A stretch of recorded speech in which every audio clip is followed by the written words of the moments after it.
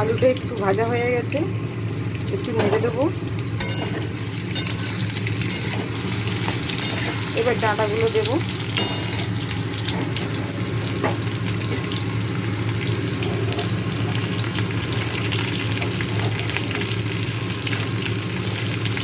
এবার একটু নেড়ে দেবো।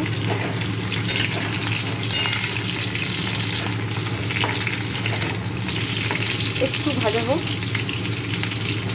তারপরে নুন আলু দেবো। একটু ভাজা হোক, একটু ওয়েট করি। এবার ডাঁটা আলুটা একটু নেড়ে দিই। হয়ে গেছে মোটামুটি। এবার নুন দেবো। এই 1/2 চামচ মতো নুন দেবো। আমরা চিনি ব্যবহার করি না, আমরা গুড় ব্যবহার করি, কারণ চিনিতে খুব ক্ষতিকর হয় বলে, তাই জন্য আমরা ভেলু গুড় ব্যবহার করি। এই ভেলু গুড় দিলাম আলু পোস্তর জন্য। একটু হলুদ দেবো, অল্প একটু হলুদ দেবো, দিয়ে একটু নেড়ে দেবো।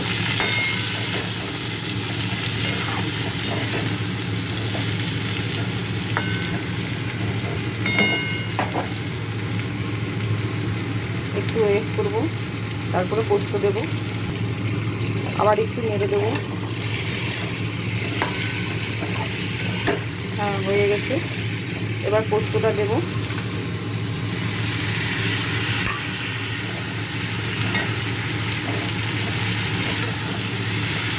এটা একটু গামাখা গামাখা হবে।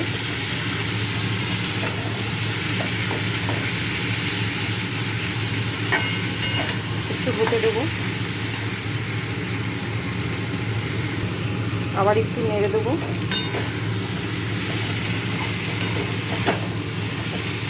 হ্যাঁ, হয়ে গেছে। এবার অল্প করে জল দেবো। যে পোস্তর মধ্যে পোস্ত ছিল সেই বাটিটা ধুয়ে অল্প একটু জল দিয়ে দেবো। ব্যাস, আর জল দেবো না। এটা গামাখা গামাখা হবে, কেননা আলু পোস্ত তো শুকনো শুকনো খায়, তাই জন্য। এবার এটা ঢেকে দেবো। ঢেকে হতে থাকুক কিছুক্ষণ। এবার ঢাকনাটা খুলে দেখি আলু পোস্তটা কত দূর হয়েছে। হ্যাঁ, একদম হয়ে গেছে। একটু খুন্তি দিয়ে একটু চেপে দেখবো আলু সেদ্ধ হয়েছে কি। হ্যাঁ, আলুও সেদ্ধ হয়েছে, একদম ঠিকঠাক আলু পোস্ত হয়ে গেছে। এই দেখুন বন্ধুরা, একদম গামাখা গামাখা হয়েছে। একটু কাঁচা তেল ছড়িয়ে দেবো, তাতে আলু পোস্তটা খেতে খুব ভালো লাগে।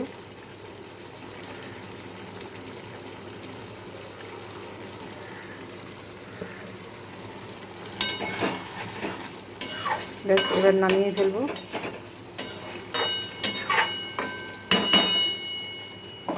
হয়ে গেল আমাদের আলু পোস্ত, সজনে ডাঁটা আলু পোস্ত। Thank you.